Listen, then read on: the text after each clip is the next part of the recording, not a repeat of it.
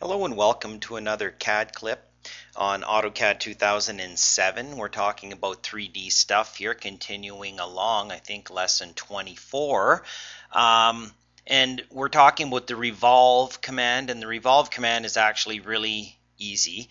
And it's one of those ones that you can instantly see results. It's quick, it's easy, and it kind of is quite effective. So different different things you can do, and basically all you need is you need some sort of a polyline profile, and then you take that profile and revolve it around an axis.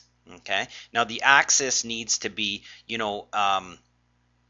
the correct plane. In other words, if the axis is pointing straight up here, this won't revolve around it. It has to actually revolve around. So the axis, for this could be, I probably want to turn my ortho on here, or I could, do it with my O snap on. I could have an axis there. Now if I revolve this around here, I'll have a hole in the middle, and if I revolve it around here, it'll end up just being a solid. And here I've just got some examples, so I'm going to switch to be 3D view here, isometric, and I'm going to switch over to be my realistic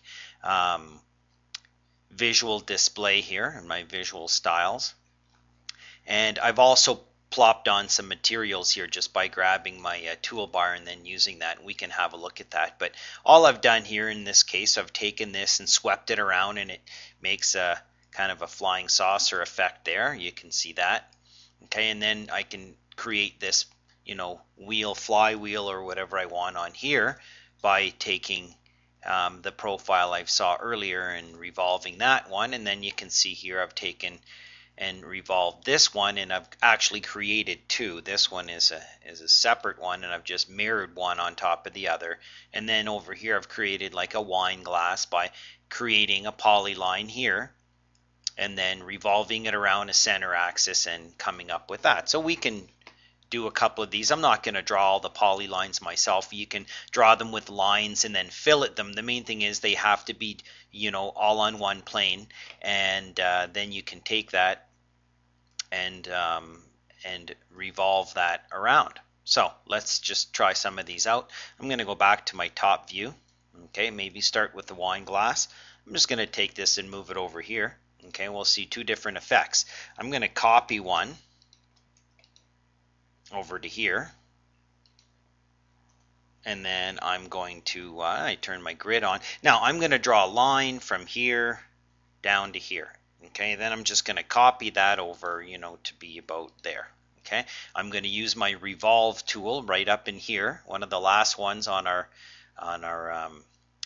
3D Make palette in our browser there. Sorry, our dashboard. So revolve. It says select objects. This, enter, and notice I can pick more than one. Select an axis or defined by X, Y, Z, etc. And by far the easiest way to do this is O for object, and then pick on here and hit enter, and revolves that around.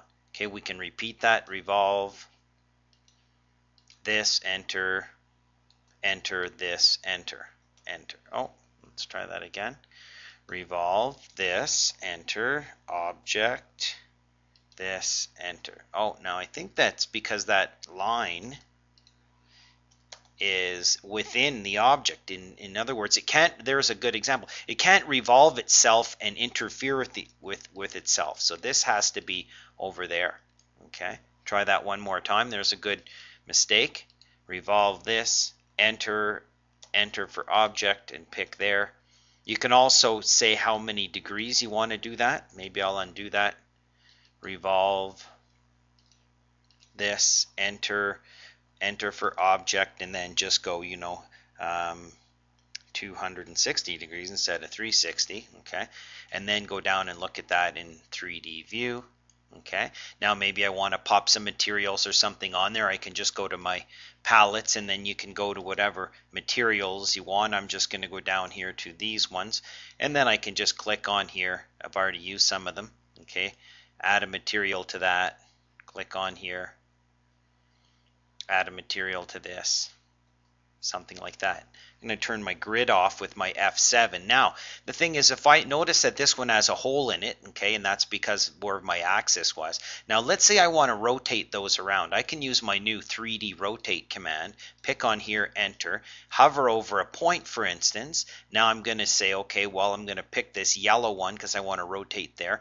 Then I can go from there up to there, and now I've rotated that. Again, our new 3D rotate, this, enter. Base point is there. I'm going to use this as my rotation axis, and now I rotate from here up to here. Okay. You can also go onto your view palettes and switch between here, because when you go in here, you can say just use your normal rotate.